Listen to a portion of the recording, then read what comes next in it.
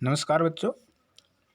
आज 10वीं क्लास के विद्यार्थियों के लिए हिंदी का जो सेकंड पार्ट हमारा बाल गोविंद भगत, उसके लेखक हैं राम वृक्ष वेनीपुरी।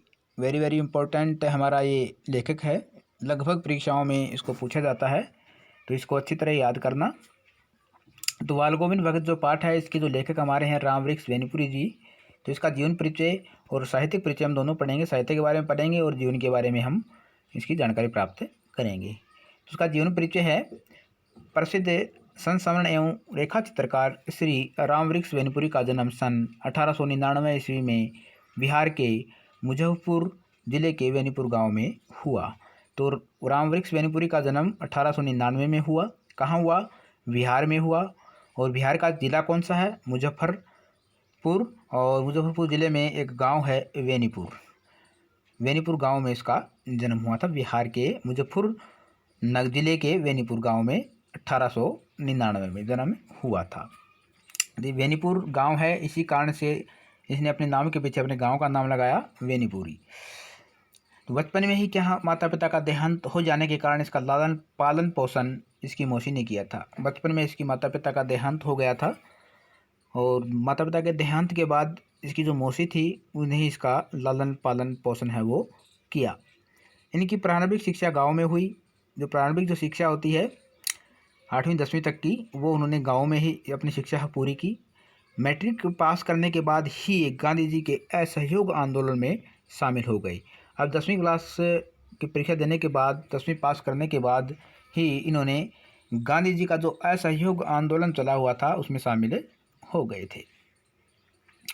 फलस्वरूप इनकी पढ़ाई छूट गई और इन्हें कई बार जेल भी जाना पड़ा। अब आंदोलन में शामिल होने के बाद क्या हुआ, इसकी पढ़ाई आगे की छूट गई और इन्हें इस आंदोलन के चलते कई बार जेल भी जाना पड़ा। 15 वर्ष की छोटी आयु में ही ये अखबार के लिए लिखने लगे थे और 15 वर्ष की छोटी सी आयु में ये अखबार के लिए कुछ भी अपने जो प्रसंग थे, कोई कुछ लिखने के लिए उन अखबार को देने लग गए थे, अखबार के लिए लिखने लगे थे। तथा साहित्य के क्षेत्र में पदार्पण के पूर्व पत्रकारिता के क्षेत्र में काफ़ी नाम कमा चुके थे। अब अखबार में लिखने के बाद साथ साथ उन्होंने क्या साहित्य के क्षेत्र में भी अपना कार्य आरंभ किया और पत्रकारिता के क्षेत्र में काफ़ी उन्होंने नाम कमाया था। इन्होंने तरुण भारत, किसान मित्र, बालक, युवक, योगी, जनता, जनवाणी व नई धारा जैसी पत्रिकाओं का संपादन भी किया। अब कई पत्रिकाओं का संपादन भी किया इन्होंने, जैसे तरुण भारत है, किसान मित्र है, बालक है, युवक है, योगी, जनता, जनवाणी, नई धारा, इनका इन्होंने संपादन भी किया है, पत्रिकाओं का संपादन भी किया। रामचरितमानस के पठन पाठन में इनकी अत्यधिक रुचि थी। रामचरितमानस जो रामचरित से संबंधित जो ग्रंथ लिखा गया है उसको पढ़ने में इसकी बहुत ज़्यादा रुचि थी। इसी महाकाव्य से प्रेरित होकर वे पत्रकारिता से साहित्य के क्षेत्र में आए और इसी रामचरितमानस के पढ़ने के बाद इससे प्रेरित होकर के उन्हें पत्रकारिता से साहित्य के क्षेत्र में अपना जाने की ओर सोचा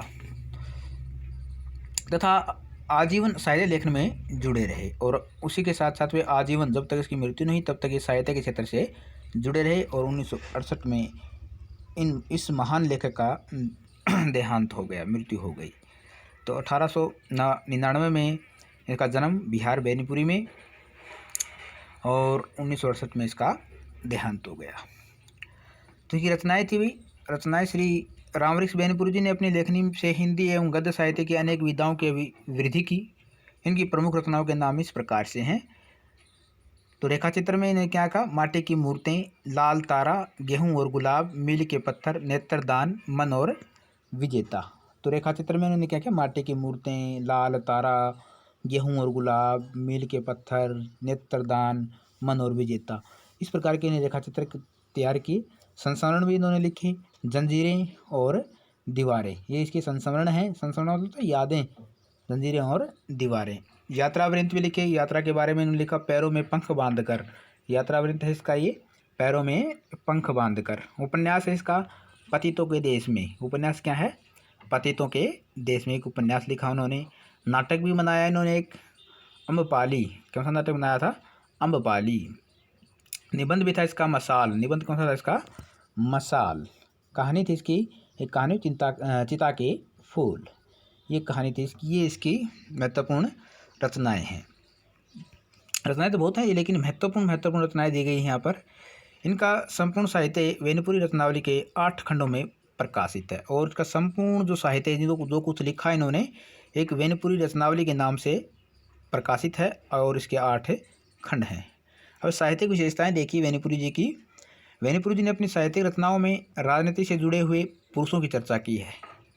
जितने भी राजनीतिक से जुड़े महापुरुष थे उनकी चर्चा की। उन्होंने राजनीतिक परिवेश में साहित्य का निर्माण किया। राजनीतिक परिवेश में, राजनीति में किस प्रकार से साहित्य का है वो निर्माण किया जाता है, इस प्रकार से उन्होंने अपना साहित्य का निर्माण है वो किया। प्रगतिवादी विचारधारा से इनकी रचनाओं को अत्यधिक प्रभावित किया। अब प्रगतिवादी विचारधारा ने किस प्रकार से परिवर्तन है वो, प्रगति है वो आ सकती है, उस विचारधारा से उनकी रचनाएं है अत्यधिक प्रभावित किया। लाल चिन्ह, लाल रस, जयप्रकाश नारायण, लुजेक आदि इसकी उच्च कोटि की रचनाएं हैं। भी साहित्यिक रचनाएं उन्होंने की। लाल चिन्ह, लाल रस, जयप्रकाश नारायण और लुजेक इसकी उच्च कोटि की हैं वो रचनाएं हैं। वेनीपुरी जी के साहित्य को 3 श्रेणियों में बांटा गया है। प्रथम श्रेणी की रचनाएं में लेखक का बाल स्वरूप जिज्ञासा देखी जा सकती है। अब इसकी जितनी रचनाएं हैं उन रचनाओं को 3 भागों में बांटा इन्होंने। तो पहले जो भाग है उसमें क्या है, बाल स्वरूप जिज्ञासा, बालक की जिज्ञासा दिखाई गई है। दूसरी कोटि में क्या दिखाया गया है, उल्लास दिखाया गया है, उत्साह दिखाया गया है। और तीसरी कोटि में नव संस्कृति निर्माण पर बल दिया गया है। तो वेनीपुरी जी की रचनाओं का प्रधान स्वर राष्ट्रीय चेतना है। मुख्य उद्देश्य क्या है इसमें, राष्ट्रीय चेतना, देश के लोगों में राष्ट्र की भावना को जागृत करना है। यही कारण है कि उनके साहित्य में देश प्रेम की भावना कूट कूट कर भरी हुई है, और इसी कारण से इनके साहित्यों में देश प्रेम की भावना है, देश के प्रति प्रेम है वो भरा हुआ है। उन्होंने देश के विकास के लिए गंभीर विवेचन प्रस्तुत किया है। उनके साहित्य में समाज कल्याण से जुड़े हुए प्रश्नों की भी चर्चा की गई है। उनके साहित्य में कि समाज से जुड़े हुए प्रश्न है, समाज को किस प्रकार से आगे बढ़ाया जाए, समाज का कल्याण किस प्रकार से हो, इस प्रकार की प्रश्नों की इन्होंने अपने साहित्य में चर्चा की है। समाज के विभिन्न पक्षों ने ही वेनीपुरी जी को साहित्य लेखन के लिए प्रेरित किया। वे एक ऐसे कल्याणकारी मार्ग को चलाना चाहते थे जो विश्व बंधुत्व की भावना पर आधारित हो। वे ऐसे कल्याणकारी मार्ग पर चलना चाहते थे और लोगों को चलाना चाहते थे जिसमें विश्व बंधुत्व, पूरा विश्व है वो भाईचारे की भावना पर आधारित हो। वेनीपुरी जी ने अपना सारा जीवन राष्ट्र को समर्पित कर दिया, और पूरा संपूर्ण जीवन है राष्ट्र को समर्पित कर दिया। वे ये अपनी साहित्यिक रचनाओं के साथ साथ देश प्रेम की भावनाओं को व्यक्त करते रहे। ये था इसकी साहित्यिक विशेषताएं, वेनीपुरी जी की साहित्यिक विशेषताएं। अब भाषा शैली देखी वेनीपुरी जी की। वेनीपुरी जी ने शैलीकार के रूप में प्रसिद्ध है। शैलीकार में शैली के रूप में इन्होंने लिखा है। मेरी ऐसी साहित्य लिखा है इन्होंने जिसको पढ़ते समय हमें ऐसा अनुभव हो रहा हो कि वो प्रत्यक्ष रूप से उसको देख भी रहा है। इसकी भाषा ओजपूर्ण और सशक्त है। इसकी भाषा कैसी है, ओजपूर्ण है और सशक्त है। यद्यपि हम इसे खड़ी बोली कह सकते हैं, खड़ी बोली भी कह सकते हैं। जिससे जन सामान्य जो लोग हैं वो भी इसको पढ़ करके आनंद उठा सकते हैं। लेकिन कहीं कहीं ये सामान्य बोलचाल के शब्दों के साथ साथ तत्सम प्रधान शब्दावली का भी सुंदर प्रयोग करते हैं। भी कहीं कहीं इन्होंने तत्सम शब्दों का प्रयोग किया है, कहीं कहीं आम बोलचाल के शब्दों का प्रयोग किया है। कहीं कहीं वेनीपुरी जी ने अरबी फारसी के शब्दों का प्रयोग किया गया है अपने साहित्य में। इन्होंने अरबी और फारसी शब्दों का प्रयोग भी किया है। इनकी भाषा भाव अनुगामिनी है। कहीं कहीं ये आंचलिक शब्दों का भी प्रयोग करते देखे गए हैं।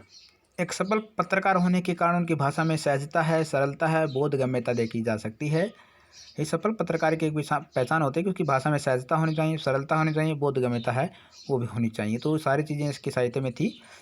उनका शब्द प्रयोग और वाक्य विन्यास सर्वदा भावानुकूल प्रसंगानुकूल है।